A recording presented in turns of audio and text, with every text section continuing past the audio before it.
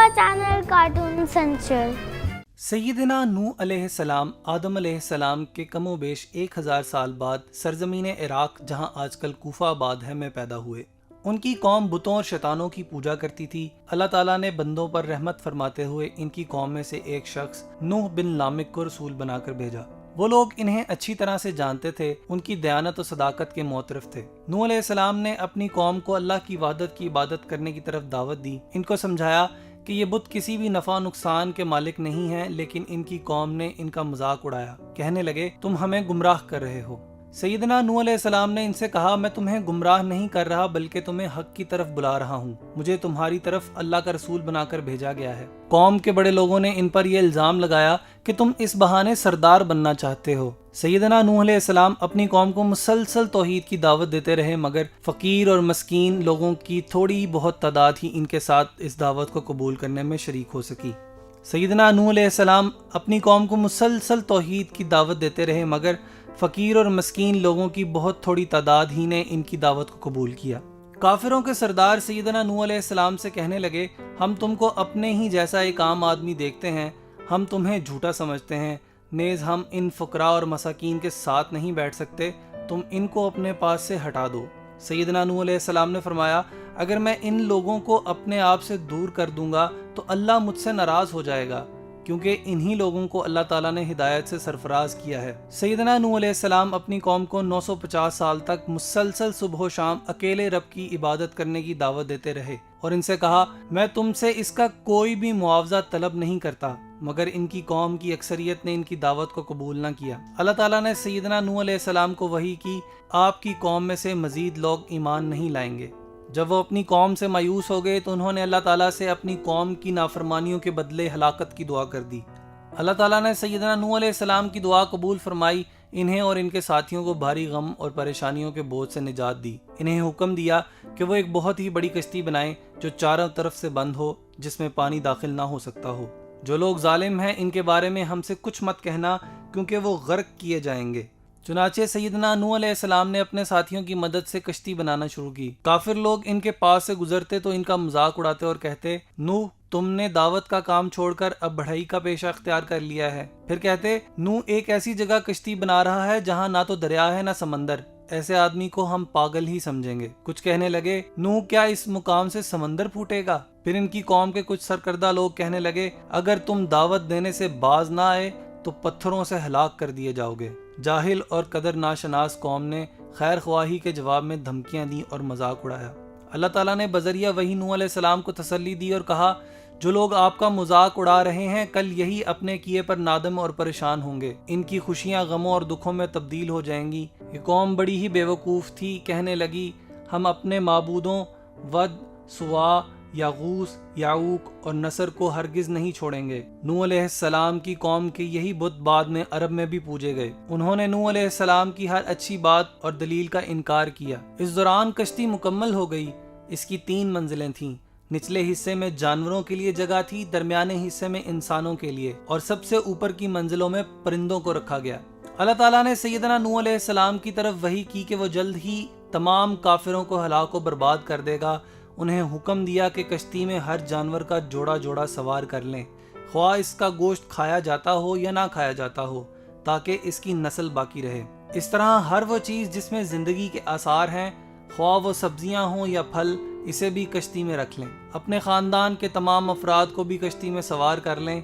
हाँ, जिनके बारे में पहले से फरमान जारी हो चुका है, इसे सवार न करें कि ये लोग काफिर हैं। इनके अलावा जो भी अल्लाह पर ईमान लाया है और आपकी नबूवत की तस्दीक करता है, इसे भी अपने साथ बिठा लें। सैयदना नूह अलैहिस्सलाम की कौम के बहुत थोड़े से लोग ही इन पर ईमान लाए थे। मौरखीन के मुताबिक इनकी तादाद सिर्फ 80 के करीब थी। नूह अलैहिस्सलाम ने वैसे ही किया जैसे इनको हुक्म दिया गया था। इनके बेटों में से हाम, साम और याफिस कश्ती में सवार हुए, क्योंकि ये मुसलमान थे। बिलाखिर वो दिन आ पहुंचा जब अल्लाह ताला ने काफिरों पर अजाब नाजिल करने का फैसला किया था। चुनाचे जमीन से पानी फूट पड़ा, आसमान से शदीद बारिश शुरू हो गई, जिसकी पहले या बाद में कोई मिसाल नहीं मिलती। सैयदना नूह अलैहिस्सलाम ने फौरी तौर पर हैवानात और परिंदों को कश्ती में सवार किया। फिर तमाम मोमिनों समेत कश्ती में बैठ गए। इस कश्ती में बैठ जाओ, अल्लाह ही के नाम से इसका चलना और ठहरना है। यकीनन मेरा रब बड़ी बख्शिश वाला, بڑے رحم والا ہے۔ مشرق سے مغرب تک ساری زمین کے طول و عرض میں میدانوں، پہاڑوں، صحراؤں اور چٹیل میدانوں میں ہر جگہ سیلاب آیا۔ پانی کی سطح آہستہ آہستہ بلند ہوتی گئی، حتیٰ کہ پہاڑوں کی چوٹیاں بھی پانی میں ڈوب گئیں۔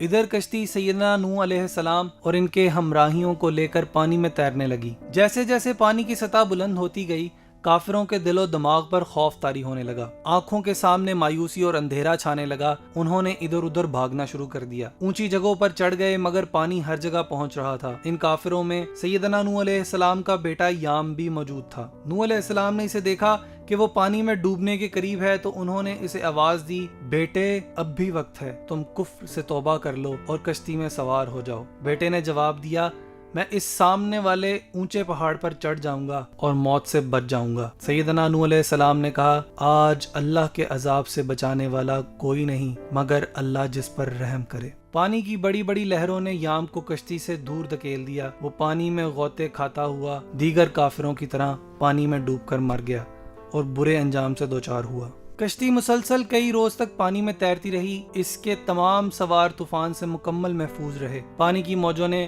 تمام کافروں کو اپنی لپیٹ میں لے لیا کہ تمام غرق ہو گئے۔ روئے زمین پر سب زی روح اشیاء ہلاک کو برباد ہو گئیں، صرف وہی بچے جو کشتی میں تھے۔ ڈوب کر مرنے والوں میں نوح علیہ السلام کے بیٹے کے علاوہ ان کی بیوی بھی شامل تھی، کیونکہ یہ دونوں اللہ پر ایمان نہیں لائے تھے۔ ان کا بیٹا بری صحبت کا شکار تھا اور کافروں کے ساتھ رہنے سہنے کی وجہ سے ایمان قبول نہ کر سکا۔ یہ بری صحبت اس کے لیے وبال ثابت ہوئی۔ اس کا انجام ذلت اور رسوائی کی صورت میں نکلا۔ نبی کا بیٹا ہونے کے باوجود اللہ کے عذاب سے نہ بچ سکا۔ جب روئے زمین کے تمام کافر پانی میں ڈوب کے مر گئے تو اللہ تعالیٰ نے آسمان سے بارش کو روک دیا۔ اللہ نے زمین کو حکم دیا کہ پانی کو نگل لے۔ نوح علیہ السلام نے اپنے بیٹے کے حق میں دعا کی، اللہ تو نے میرے اہل و عیال کو بچانے کا وعدہ فرمایا تھا، پھر میرا بیٹا کیوں غرق ہو گیا؟ اللہ تعالیٰ نے فرمایا، وہ تیرے گھرانے کے افراد میں شامل نہیں تھا کیونکہ اس کے اعمال اچھے اور نیک نہ تھے۔ وہ ان لوگوں میں شامل نہیں تھا جن کی نجات کا وعدہ کیا گیا تھا۔ بالآخر کشتی ایک بڑے پہاڑ جودی پر آ کر رک گئی۔ نوح علیہ السلام نے کبوتر کو بھیجا کہ جا دیکھ کر آ پانی خشک ہو گیا ہے یا نہیں۔ کبوتر گیا اور واپسی پر زیتون کی ٹہنی ہمراہ لایا۔ اس کا مطلب تھا کہ پانی خشک ہو گیا ہے۔ چنانچہ سیدنا نوح علیہ السلام تمام مومنوں کے ساتھ کشتی سے صحیح سلامت نیچے اتر گئے۔ زمین پر چلنا پھرنا اور رہنا ممکن ہو گیا تھا۔ اللہ تعالیٰ نے فرمایا، آپ پر بھی برکت نازل ہوگی اور ان اقوام پر بھی جو آئندہ زمانے میں آپ کی نسل سے پیدا ہوں گی۔ جب زمین خشک ہو گئی تو طوفان سے نجات پانے والوں نے زمین میں کھیتی باڑی کا کام شروع کیا۔ اللہ تعالیٰ نے حسب وعدہ ان میں برکت فرمائی۔ وہ فصلیں اگاتے، باغات لگاتے اور ان کا پھل کھاتے۔ زمین پر گھنے جنگل اگ گئے۔ آہستہ آہستہ چرندوں پرندوں میں اضافہ ہوتا گیا۔ نوح علیہ السلام کے تینوں بیٹوں کی اولاد در اولاد ہوتی چلی گئی۔ انہوں نے دنیا میں مختلف مقامات پر بستیاں قائم کی۔ جتنے بھی نبی اور رسول اس دنیا میں تشریف لائے، سب کے سب نوح علیہ السلام اور ان کے بیٹوں کی اولاد میں سے ہیں۔ نوح علیہ السلام نے وفات سے پہلے اپنے تینوں بیٹوں حام، سام اور یافس کو بلایا۔ ان کو وصیت کی کہ وہ اللہ تعالیٰ کی عبادت کرتے رہیں اور اس کے علاوہ کسی اور کو شریک نہ ٹھہرائیں، کیونکہ شرک سب سے بڑا گناہ ہے۔ اس کے علاوہ انہیں یہ بھی نصیحت کی کہ وہ کسی صورت میں تکبر اور فخر نہ کریں، اس لیے بھی کہ یہ بہت بڑا گناہ ہے۔ ربی انی اعوذ بک ان اسألک ما لیس لی بہ علم والا تغفر لی وترحمنی اکن من الخاسرین۔ نوح نے کہا، اے میرے رب، بے شک میں تیری پناہ میں آتا ہوں اس سے کہ میں تجھ سے اس چیز کا سوال کروں جس کا مجھے کوئی علم نہیں، اور اگر تو نے مجھے نہ بخشا اور مجھ پر رحم نہ کیا تو میں خسارہ پانے والوں میں سے ہو جاؤں گا۔ سیدنا نوح علیہ السلام آدم علیہ السلام کے کم و بیش 1000 سال بعد سرزمین عراق، جہاں آج کل کوفہ آباد ہے، میں پیدا ہوئے۔ ان کی قوم بتوں اور شیطانوں کی پوجا کرتی تھی۔ اللہ تعالیٰ نے بندوں پر رحمت فرماتے ہوئے ان کی قوم میں سے ایک شخص نوح بن لامک کو رسول بنا کر بھیجا۔ وہ لوگ انہیں اچھی طرح سے جانتے تھے، ان کی دیانت و صداقت کے معترف تھے۔ نوح علیہ السلام نے اپنی قوم کو اللہ کی وحدت کی عبادت کرنے کی طرف دعوت دی۔ ان کو سمجھایا کہ یہ بت کسی بھی نفع نقصان کے مالک نہیں ہیں، لیکن ان کی قوم نے ان کا مذاق اڑایا۔ کہنے لگے، تم ہمیں گمراہ کر رہے ہو۔ سیدنا نوح علیہ السلام نے ان سے کہا، میں تمہیں گمراہ نہیں کر رہا بلکہ تمہیں حق کی طرف بلا رہا ہوں۔ مجھے تمہاری طرف اللہ کا رسول بنا کر بھیجا گیا ہے۔ قوم کے بڑے لوگوں نے ان پر یہ الزام لگایا کہ تم اس بہانے سردار بننا چاہتے ہو۔ سیدنا نوح علیہ السلام اپنی قوم کو مسلسل توحید کی دعوت دیتے رہے، مگر فقیر اور مسکین لوگوں کی تھوڑی بہت تعداد ہی ان کے ساتھ اس دعوت کو قبول کرنے میں شریک ہو سکی۔ سیدنا نوح علیہ السلام اپنی قوم کو مسلسل توحید کی دعوت دیتے رہے، مگر فقیر اور مسکین لوگوں کی بہت تھوڑی تعداد ہی نے ان کی دعوت کو قبول کیا۔ کافروں کے سردار سیدنا نوح علیہ السلام سے کہنے لگے، ہم تم کو اپنے ہی جیسا ایک عام آدمی دیکھتے ہیں، ہم تمہیں جھوٹا سمجھتے ہیں، نیز ہم ان فقراء اور مساکین کے ساتھ نہیں بیٹھ سکتے، تم ان کو اپنے پاس سے ہٹا دو۔ سیدنا نوح علیہ السلام نے فرمایا، اگر میں ان لوگوں کو اپنے آپ سے دور کر دوں گا تو اللہ مجھ سے ناراض ہو جائے گا، کیونکہ انہی لوگوں کو اللہ تعالیٰ نے ہدایت سے سرفراز کیا ہے۔ سیدنا نوح علیہ السلام اپنی قوم کو 950 سال تک مسلسل صبح و شام اکیلے رب کی عبادت کرنے کی دعوت دیتے رہے اور ان سے کہا، میں تم سے اس کا کوئی بھی معاوضہ طلب نہیں کرتا، مگر ان کی قوم کی اکثریت نے ان کی دعوت کو قبول نہ کیا۔ اللہ تعالیٰ نے سیدنا نوح علیہ السلام کو وحی کی، آپ کی قوم میں سے مزید لوگ ایمان نہیں لائیں گے۔ جب وہ اپنی قوم سے مایوس ہو گئے تو انہوں نے اللہ تعالیٰ سے اپنی قوم کی نافرمانیوں کے بدلے ہلاکت کی دعا کر دی۔ اللہ تعالیٰ نے سیدنا نوح علیہ السلام کی دعا قبول فرمائی، انہیں اور ان کے ساتھیوں کو بھاری غم اور پریشانیوں کے بوجھ سے نجات دی۔ انہیں حکم دیا کہ وہ ایک بہت ہی بڑی کشتی بنائیں جو چاروں طرف سے بند ہو، جس میں پانی داخل نہ ہو سکتا ہو۔ جو لوگ ظالم ہیں ان کے بارے میں ہم سے کچھ مت کہنا، کیونکہ وہ غرق کیے جائیں گے۔ چنانچہ سیدنا نوح علیہ السلام نے اپنے ساتھیوں کی مدد سے کشتی بنانا شروع کی۔ کافر لوگ ان کے پاس سے گزرتے تو ان کا مذاق اڑاتے اور کہتے، نوح تم نے دعوت کا کام چھوڑ کر اب بڑھائی کا پیشہ اختیار کر لیا ہے۔ پھر کہتے، نوح ایک ایسی جگہ کشتی بنا رہا ہے جہاں نہ تو دریا ہے نہ سمندر، ایسے آدمی کو ہم پاگل ہی سمجھیں گے۔ کچھ کہنے لگے، نوح کیا اس مقام سے سمندر پھوٹے گا؟ پھر ان کی قوم کے کچھ سرکردہ لوگ کہنے لگے، اگر تم دعوت دینے سے باز نہ آئے تو پتھروں سے ہلاک کر دیے جاؤ گے۔ جاہل اور قدر ناشناس قوم نے خیر خواہی کے جواب میں دھمکیاں دیں اور مذاق اڑایا۔ اللہ تعالیٰ نے بذریعہ وحی نوح علیہ السلام کو تسلی دی اور کہا، جو لوگ آپ کا مذاق اڑا رہے ہیں کل یہی اپنے کیے پر نادم اور پریشان ہوں گے، ان کی خوشیاں غموں اور دکھوں میں تبدیل ہو جائیں گی۔ یہ قوم بڑی ہی بے وقوف تھی، کہنے لگی، ہم اپنے معبودوں ود، سوا، یاغوث، یعوق اور نصر کو ہرگز نہیں چھوڑیں گے۔ نوح علیہ السلام کی قوم کے یہی بت بعد میں عرب میں بھی پوجے گئے۔ انہوں نے نوح علیہ السلام کی ہر اچھی بات اور دلیل کا انکار کیا۔ اس دوران کشتی مکمل ہو گئی۔ اس کی 3 منزلیں تھیں۔ نچلے حصے میں جانوروں کے لیے جگہ تھی، درمیانے حصے میں انسانوں کے لیے، اور سب سے اوپر کی منزلوں میں پرندوں کو رکھا گیا۔ اللہ تعالیٰ نے سیدنا نوح علیہ السلام کی طرف وحی کی کہ وہ جلد ہی تمام کافروں کو ہلاک و برباد کر دے گا۔ انہیں حکم دیا کہ کشتی میں ہر جانور کا جوڑا جوڑا سوار کر لیں، خواہ اس کا گوشت کھایا جاتا ہو یا نہ کھایا جاتا ہو، تاکہ اس کی نسل باقی رہے۔ اس طرح ہر وہ چیز جس میں زندگی کے آثار ہیں، خواہ وہ سبزیاں ہوں یا پھل، اسے بھی کشتی میں رکھ لیں۔ اپنے خاندان کے تمام افراد کو بھی کشتی میں سوار کر لیں، ہاں جن کے بارے میں پہلے سے فرمان جاری ہو چکا ہے اسے سوار نہ کریں کہ یہ لوگ کافر ہیں۔ ان کے علاوہ جو بھی اللہ پر ایمان لایا ہے اور آپ کی نبوت کی تصدیق کرتا ہے، اسے بھی اپنے ساتھ بٹھا لیں۔ سیدنا نوح علیہ السلام کی قوم کے بہت تھوڑے سے لوگ ہی ان پر ایمان لائے تھے۔ مورخین کے مطابق ان کی تعداد صرف 80 کے قریب تھی۔ نوح علیہ السلام نے ویسے ہی کیا جیسے ان کو حکم دیا گیا تھا۔ ان کے بیٹوں میں سے حام، سام اور یافس کشتی میں سوار ہوئے، کیونکہ یہ مسلمان تھے۔ بالآخر وہ دن آ پہنچا جب اللہ تعالیٰ نے کافروں پر عذاب نازل کرنے کا فیصلہ کیا تھا۔ چنانچہ زمین سے پانی پھوٹ پڑا، آسمان سے شدید بارش شروع ہو گئی، جس کی پہلے یا بعد میں کوئی مثال نہیں ملتی۔ سیدنا نوح علیہ السلام نے فوری طور پر حیوانات اور پرندوں کو کشتی میں سوار کیا، پھر تمام مومنوں سمیت کشتی میں بیٹھ گئے۔ اس کشتی میں بیٹھ جاؤ، اللہ ہی کے نام سے اس کا چلنا اور ٹھہرنا ہے، یقیناً میرا رب بڑی بخشش والا،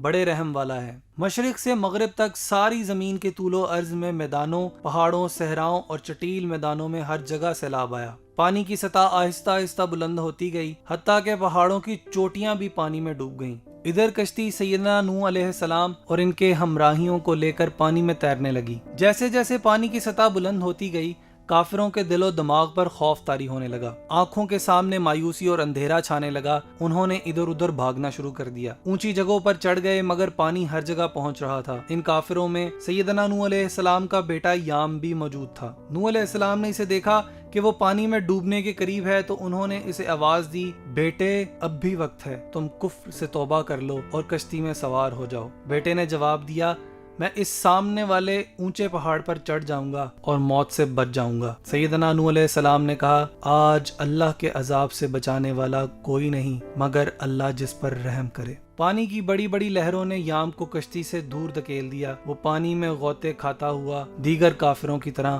پانی میں ڈوب کر مر گیا اور برے انجام سے دوچار ہوا۔ کشتی مسلسل کئی روز تک پانی میں تیرتی رہی۔ اس کے تمام سوار طوفان سے مکمل محفوظ رہے۔ پانی کی موجوں نے تمام کافروں کو اپنی لپیٹ میں لے لیا کہ تمام غرق ہو گئے۔ روئے زمین پر سب زی روح اشیاء ہلاک و برباد ہو گئیں، صرف وہی بچے جو کشتی میں تھے۔ ڈوب کر مرنے والوں میں نوح علیہ السلام کے بیٹے کے علاوہ ان کی بیوی بھی شامل تھی، کیونکہ یہ دونوں اللہ پر ایمان نہیں لائے تھے۔ ان کا بیٹا بری صحبت کا شکار تھا اور کافروں کے ساتھ رہنے سہنے کی وجہ سے ایمان قبول نہ کر سکا۔ یہ بری صحبت اس کے لیے وبال ثابت ہوئی۔ اس کا انجام ذلت اور رسوائی کی صورت میں نکلا۔ نبی کا بیٹا ہونے کے باوجود اللہ کے عذاب سے نہ بچ سکا۔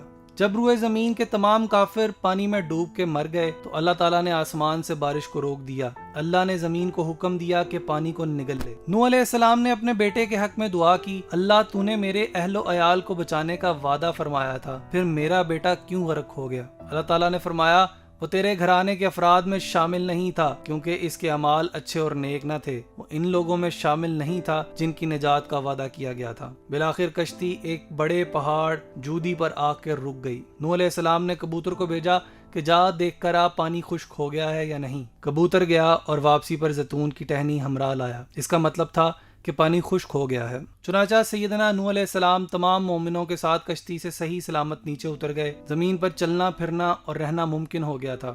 اللہ تعالیٰ نے فرمایا، آپ پر بھی برکت نازل ہوگی اور ان اقوام پر بھی جو آئندہ زمانے میں آپ کی نسل سے پیدا ہوں گی۔